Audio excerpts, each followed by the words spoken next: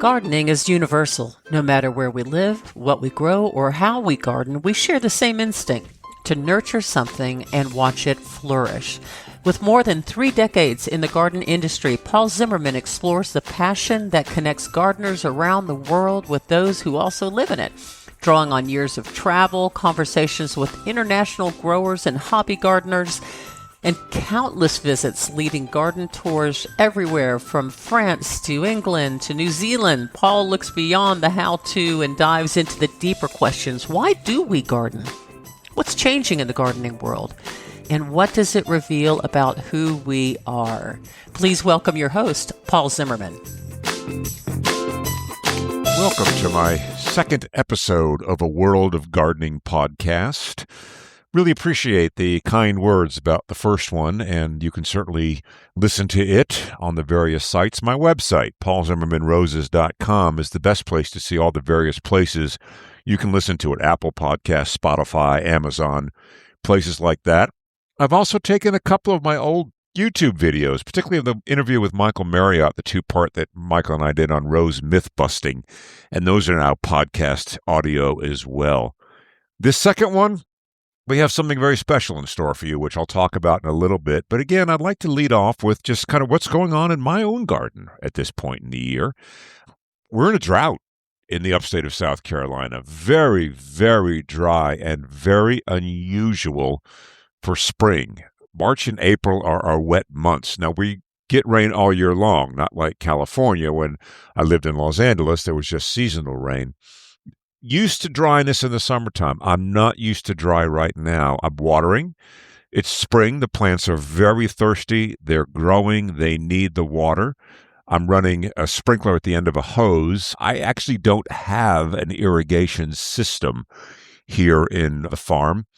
I've never needed one. That's the main reason I never did it. So I've got sprinklers, and I'll take the hose and water the roses a little deeply. So be aware of that. If you're in a drought like I am right now, keep your roses watered in the spring. They really, really do need that.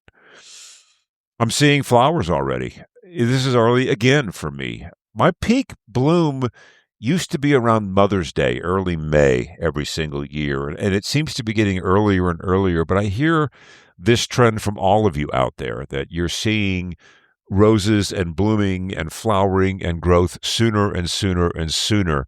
The danger, of course, is that tricky late spring freeze that we can sometimes get. Now, we dodged it this year. We got into the 30s a couple days ago in early April, but we're in pretty good shape. So I think, knock on wood, I'm in my wood shop, we're past that. With spring comes the weeds, and mine are thriving despite the drought. They are a drought-tolerant plant, weeds, I have learned over the years. I don't use herbicides on this property. I prefer not to for reasons that we don't need to really get into, but I just prefer not to. Vinegar. We've all read about this on various sites, and vinegar kills weeds. And some people say it works. Some people say it doesn't work. So I thought, you know what? Let me try it, and let me do an experiment with it and see if it actually will work. And I did. I took pure vinegar, bought it from Aldi's, I think $2 a gallon, something like that. Didn't spend a lot of money for it. Put it in my backpack sprayer, threw a little dish soap in there as a spreader sticker, just whatever dish soap you can get from anywhere. Doesn't really matter. And I sprayed it. And here's the results I found. I found if I spray it on a warm day or a good bright sunny day when the sun can also do its magic on the weeds, it would kill the young weeds. It would brown them, essentially, is what it would do. I don't know if it really killed the taproot system, but it did make a difference. So I use it periodically for spot treating. I find it does help with young weeds. With the older weeds, hands and knees, and I'm pulling them. That's really the only way to get them out of there with hand tools. But I do find the vinegar helps keep it maintained as I go through the year. There is horticultural vinegar. One of you, thank you very much, reached out and told me about that. Much stronger, more tendency to burn, so be careful with that. What I like about using the regular household white vinegar is I can spray around the roses and my perennials. And because it's not an herbicide, if I get a little drift, I don't get the damage that I would if I used an herbicide. So that's one of the other things I like about the vinegar. So vinegar does work. First rose in my garden to bloom every single year is Rosa spinosissima altaica. And I want to talk about these roses a little bit, the spinosissima roses. They are such a charming, absolute beautiful group of roses. They've also been known in the past as pimpinifolias. Some of them, people call them the Scotch briar roses. There's various different names. They are species roses, with the exception of one, Stanwell perpetual. They do not repeat flower. I don't care. They are absolutely lovely. They tend to be rather low, erect plants, about 1 to 3 feet high, even though sometimes, and in the case of my Spinosissima altaica, 6 to 7 feet tall. They spread by basal shoots, think gallicas. I don't find them to be aggressive, though, in the sense that they will take over. If leave them alone, they may, but they're not an aggressive suckering plant. And you can dig up the small plants and give them away, give them to your friends. They have stiff bristles and straight prickles. They're really nice in that sense of the word, very charming. The prickles and the mature leaves tend to be very red with the young growth, and a bright scarlet, and an older growth is a deep maroon. They really have a lot going on for them besides just the flowers. Flowers tend to be single-petaled. Just minor white, Spinosissima altaica, very open stamens, so the pollinators absolutely love them. Stanwell perpetual is the charming repeat flowering version. Very full flowers, fragrant, and will repeat throughout the year. Starts kind of a blush pink and then goes to a white. The other reason I like them so much is one of my rose mentors, really I guess my rose mentor, was the late Peter Beals. Peter Beals Roses. I'm sure you know his book Classic Roses and all the other work that Peter has done.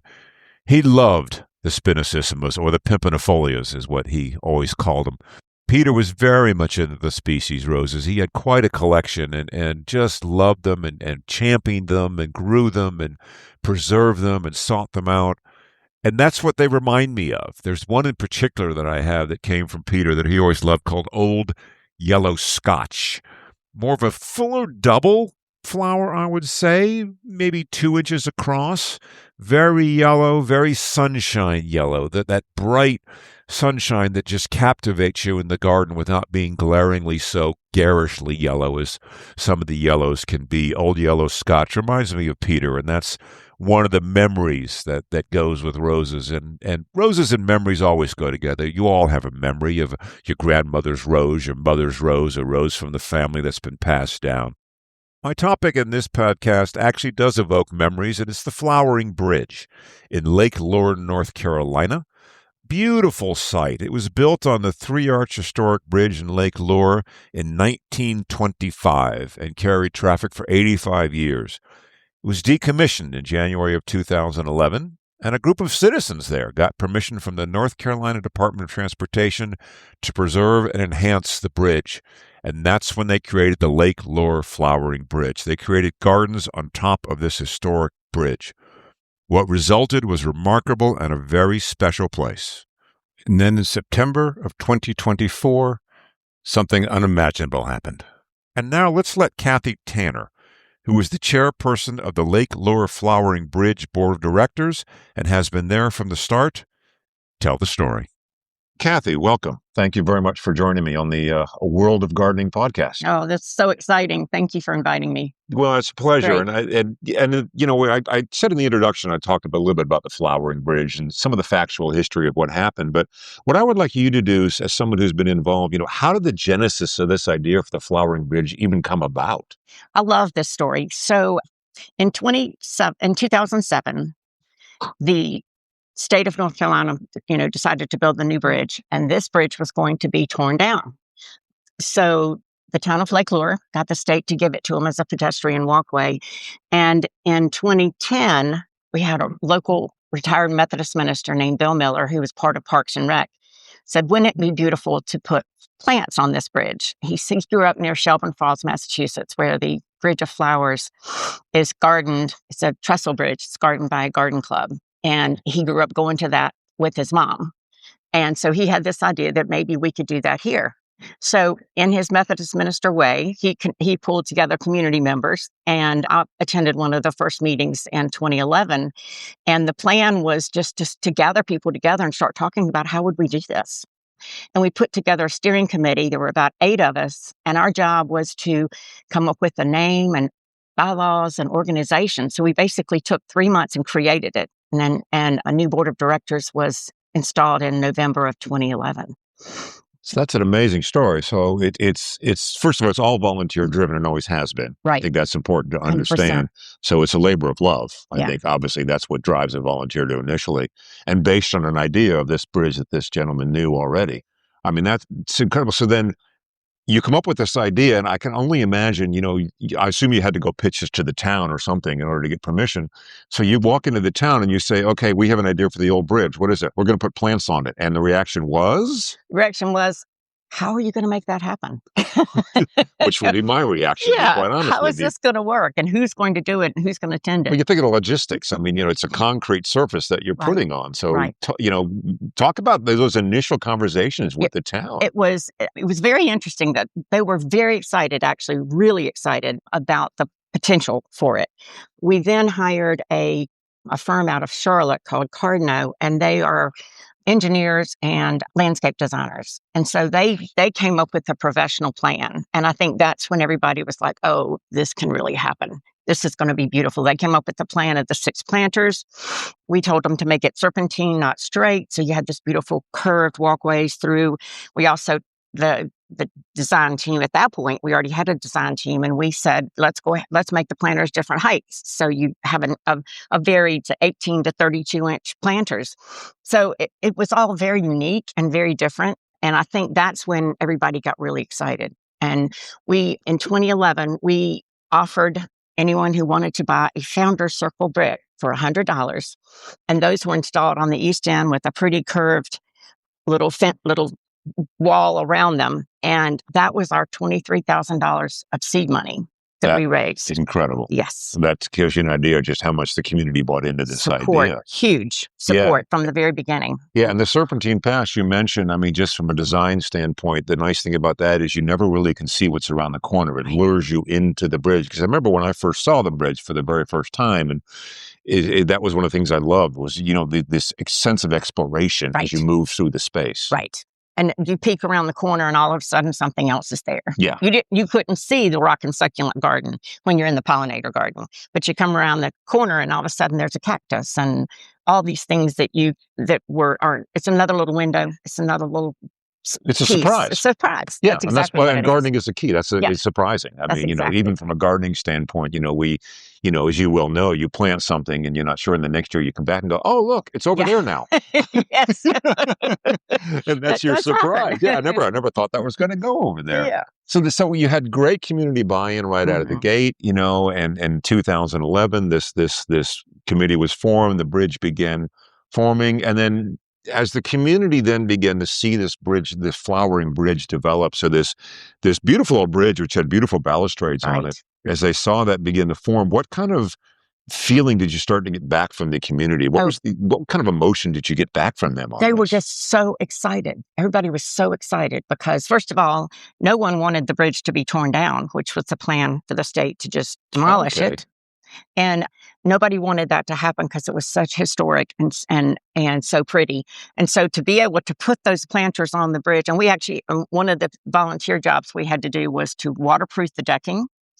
And so we did that ourselves, which big buckets of this waterproofing material and fabric. And so you put it, so volunteers actually did that. We had volunteers from all over the community that came in that didn't really normally volunteer with us at that point. And they just came in to help with that terrible job. Yeah, because it was also the month of March. That's a dirty project. Yeah, that's for sure. So, and then we also got new volunteers through a community project like that.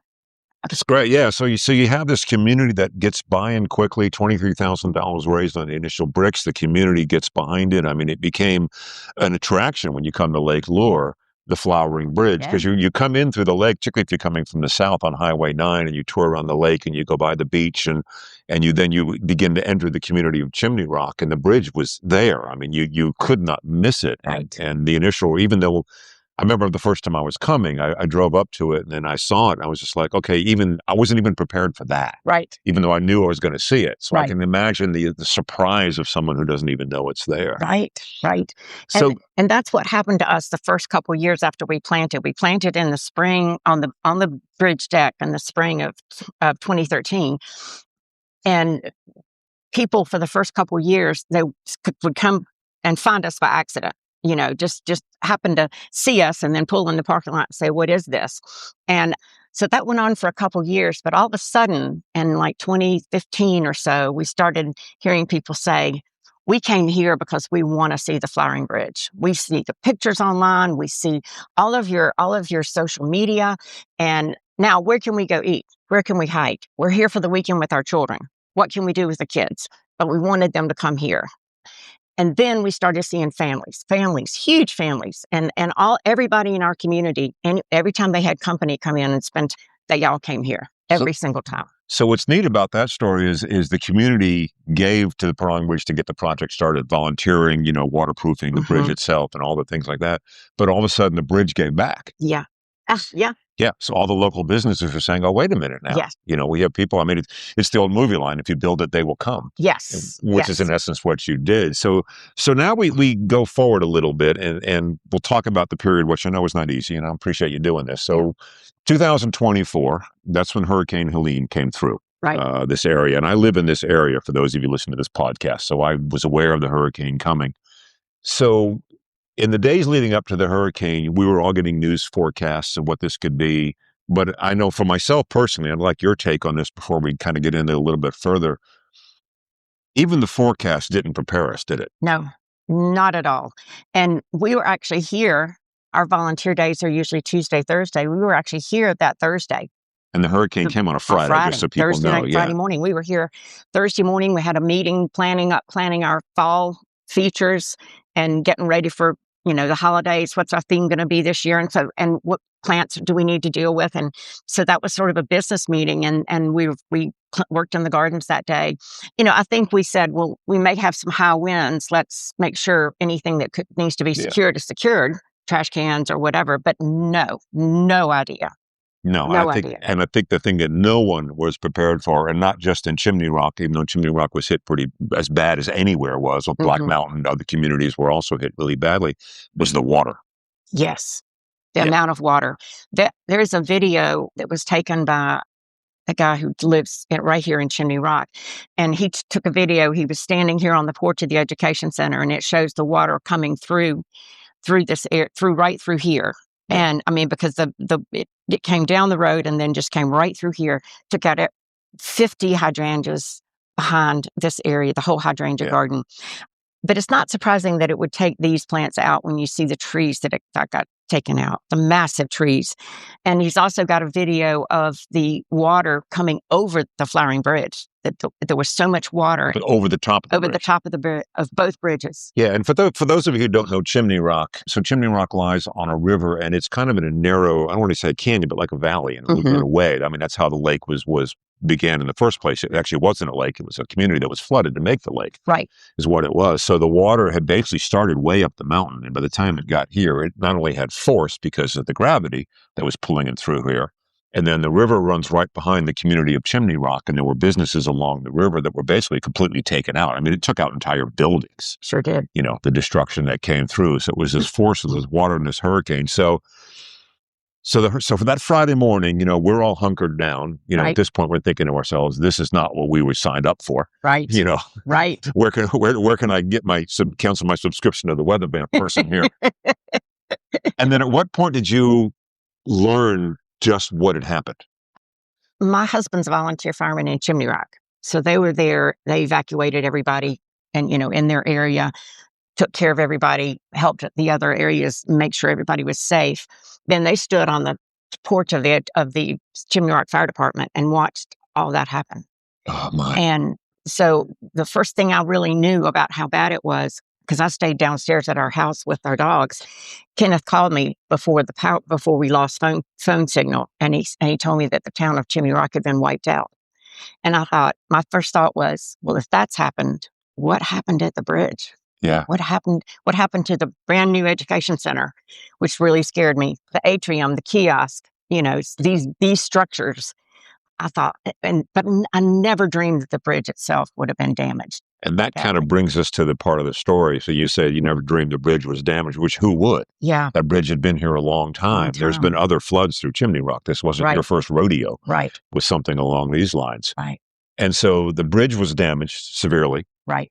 And then I think there was conversation at some point about could we rebuild the bridge, but that really didn't end up going that way, did it? Right. No, in the fall of 2024, the historical preservation from FEMA team came to visit, and their purpose specifically was to look at the Flowering Bridge and see if anything could be done. And they spent about 5 or 6 months studying what had happened, got drone pictures showing the pillar that was damaged, the center pillar that was damaged, to see if anything could be done, and determined in May of 25 that it was unsalvageable. So it could not be fixed. So now you're at this point. You've not only had the damage from the hurricane, of course, but now the bridge itself can't be rebuilt.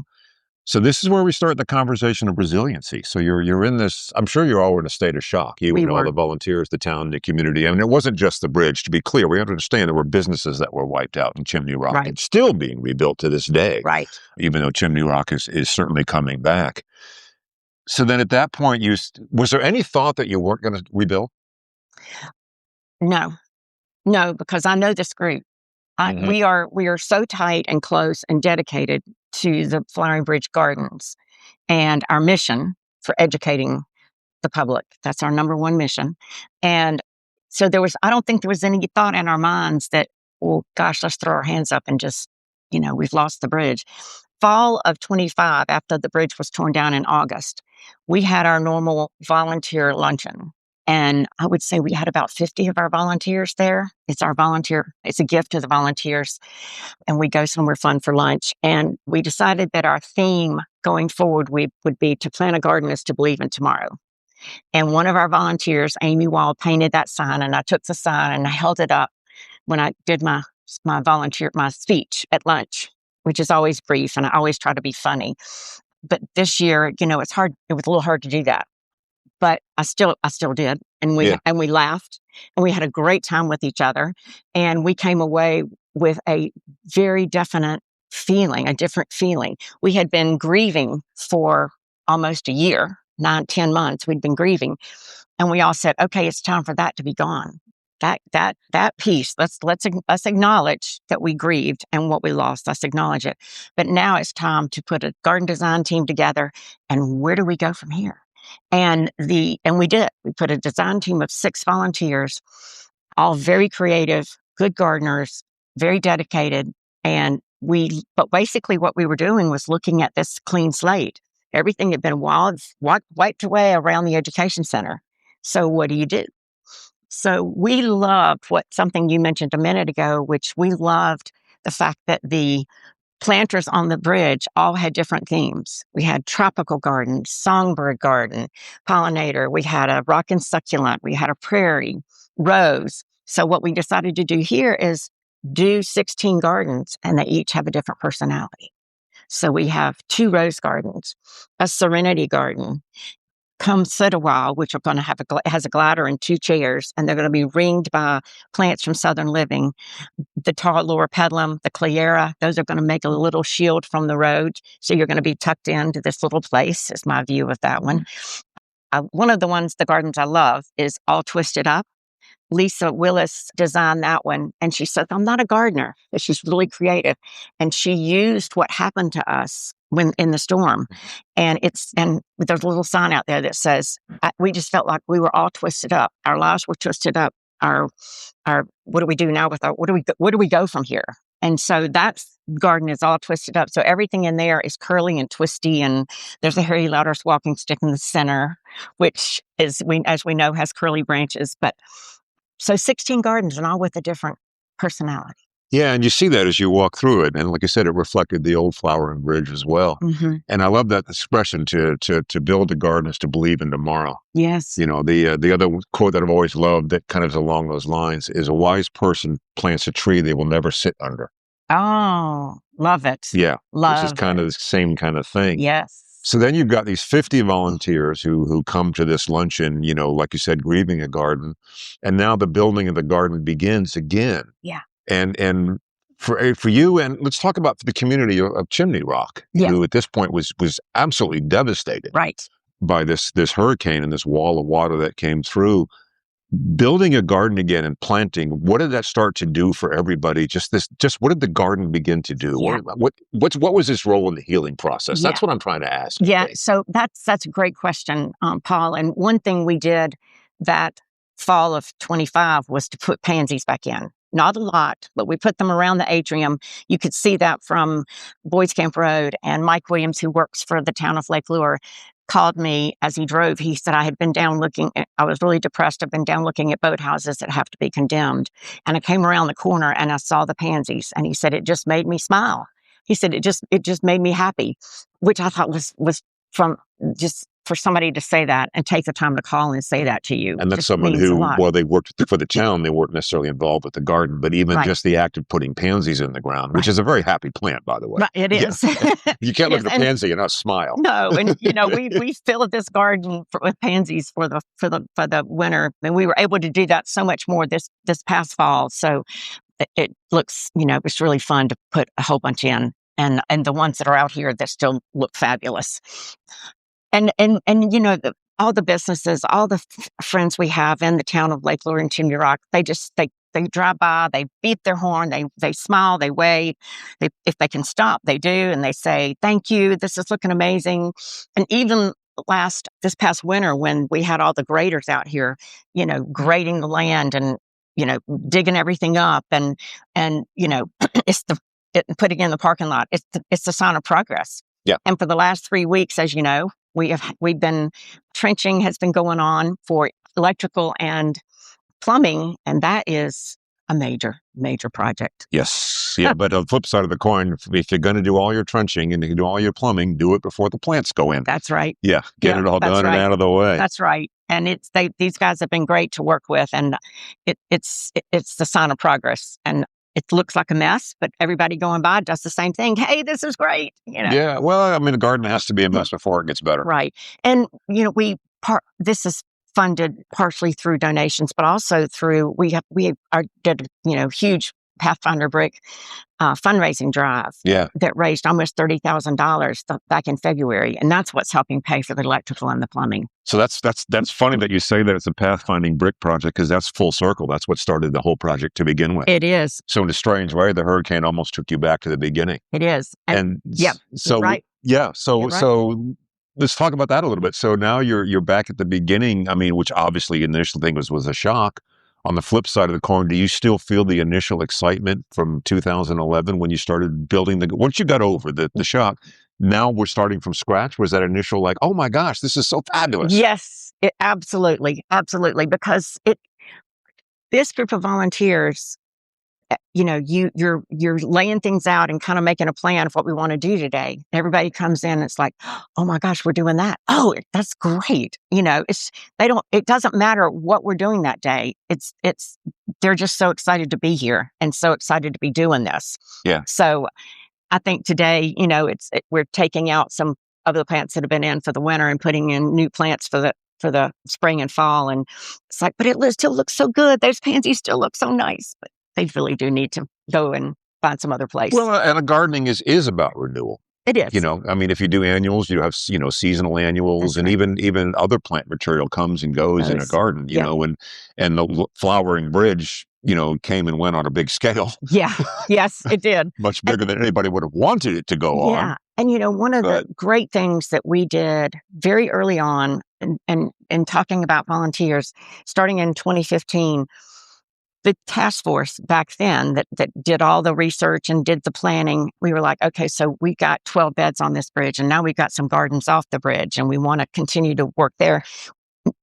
How are we going to manage this, and who's going to do what? So we decided back then, well, let's let each gardener choose an area that they want to be responsible for.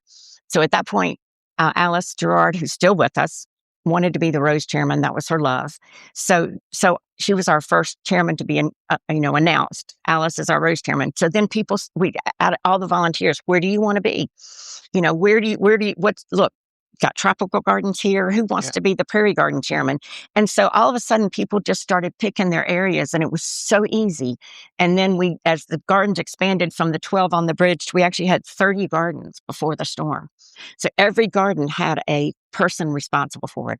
a chairman. That's a great way to think about it from a, particularly someone who does a large public garden like this. It's a great tip from you, a practical one, which that makes it manageable because it Yes. scales it down. It does. And you as a gardener, so my friend Susie is a swing garden chairman. And the great story is that swing that was there got slammed up against the atrium. It was damaged, but it didn't float away. So one of the Spokes of Hope volunteers took it home, rebuilt it, restained it, and brought it back. That's How cool is that? She's the swing garden chairman, but she learned what was in that bed. And she learned the invasives she had to watch for that came near her bed, near that garden area.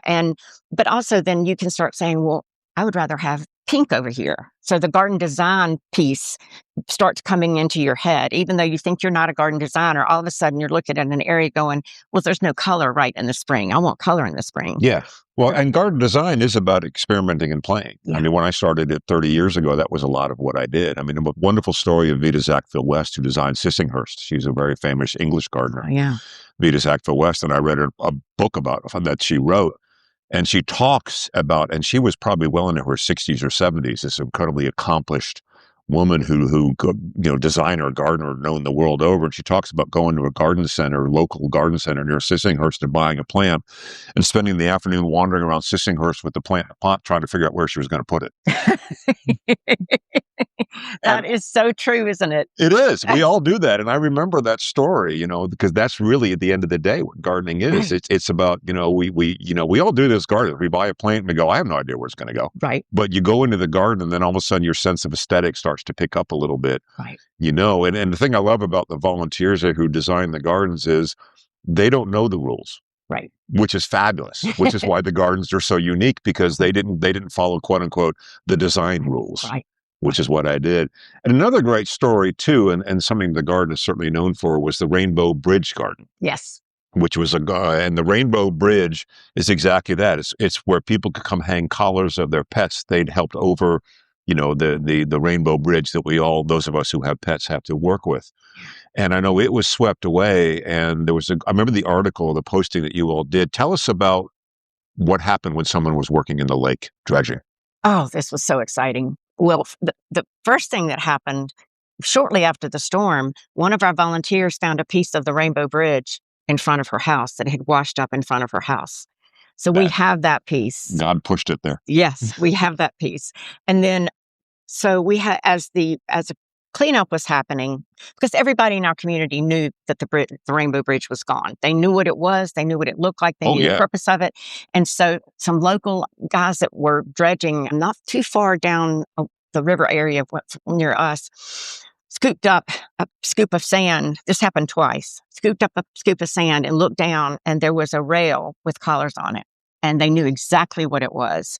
And one day last fall, we happened to be over on what we call our East Gardens and gardening. And two guys, local guys, drove over and said, look what we found. And this is another group of collars that were found.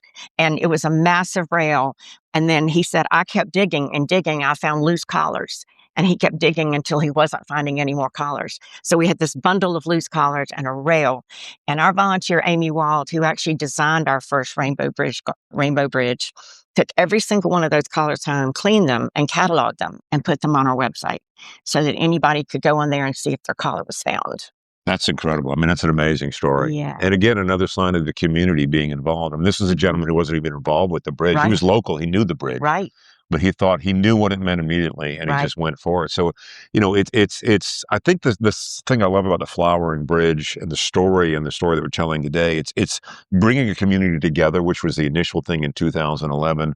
This event happened in this community, and it happens in other communities. We all like to think that. Sure. And then all of a sudden, the garden became part of the healing part of this community. Not only the community, but the people who work in the garden, but also the people who did not work in the garden. Right.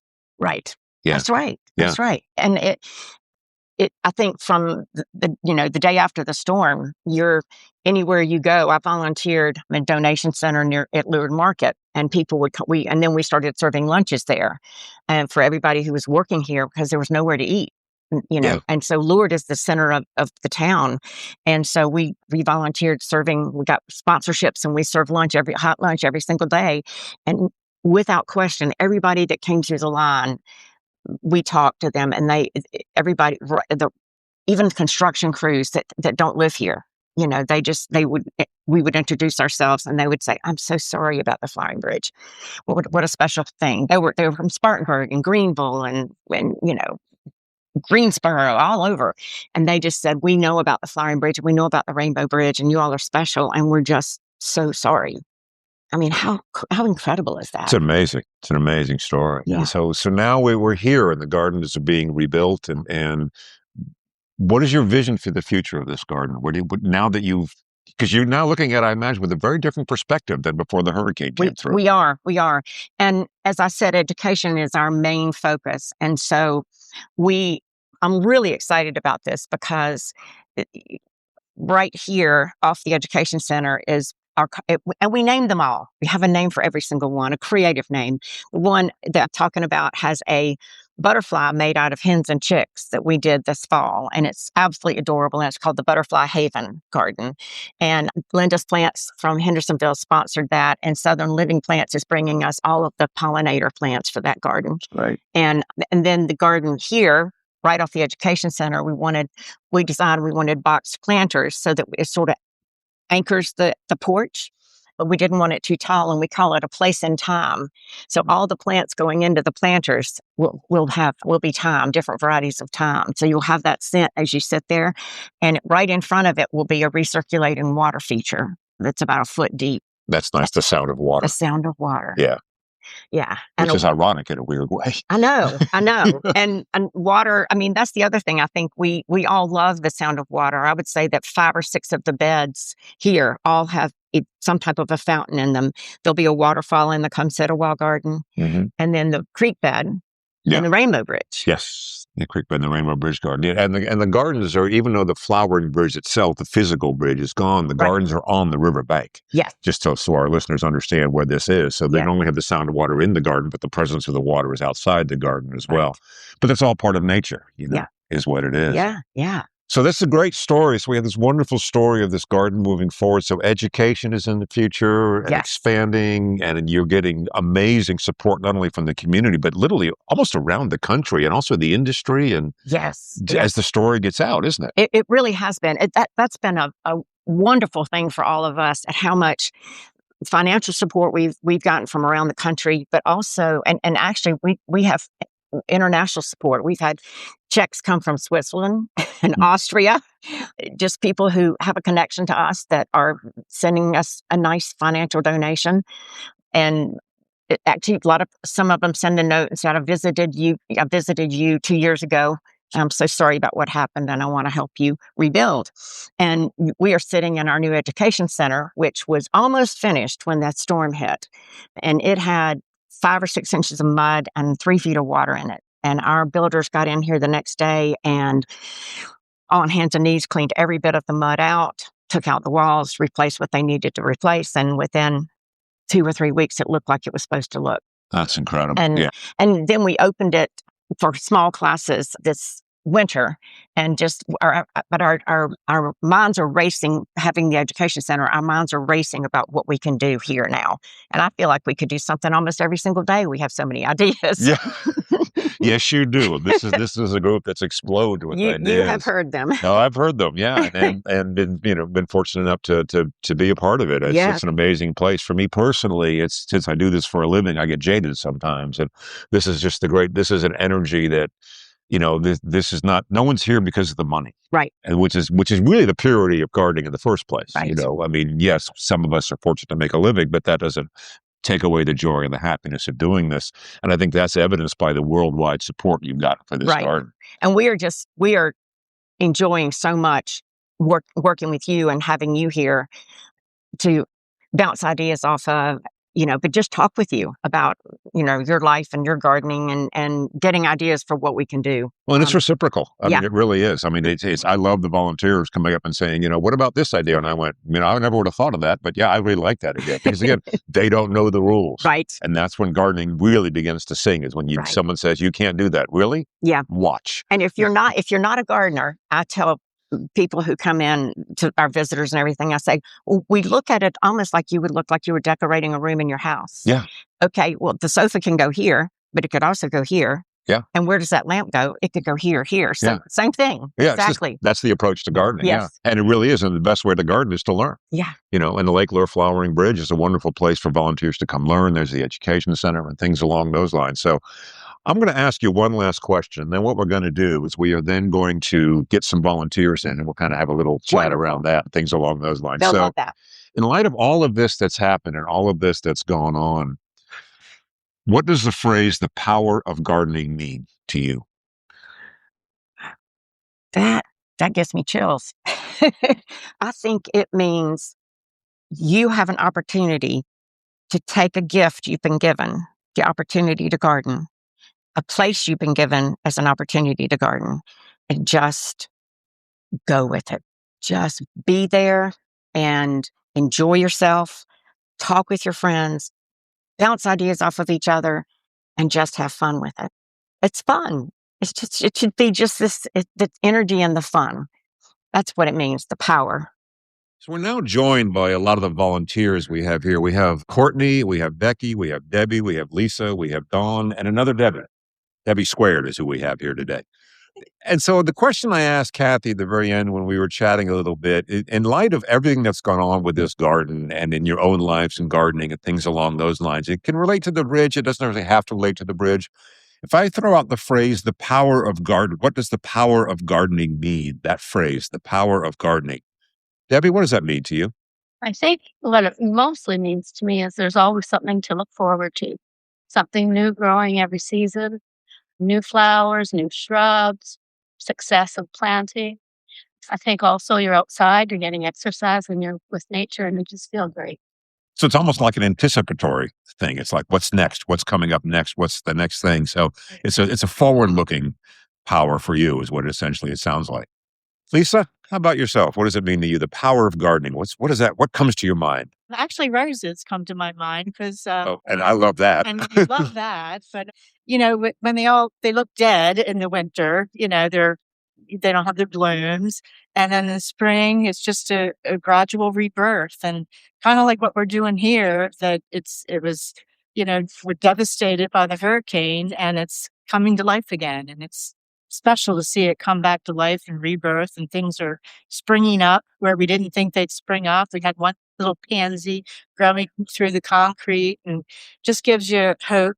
And we're going to bring the beauty back. So it's kind of exciting to see every week when you come, something new's coming up. And It's the resiliency, isn't it? resiliency. Yeah, like you said, the little pansy coming up through the crack in Yeah. the concrete. It's going to make sure that it's here, and yeah, we're still here, and we're going to come back again. That's what we're going to do.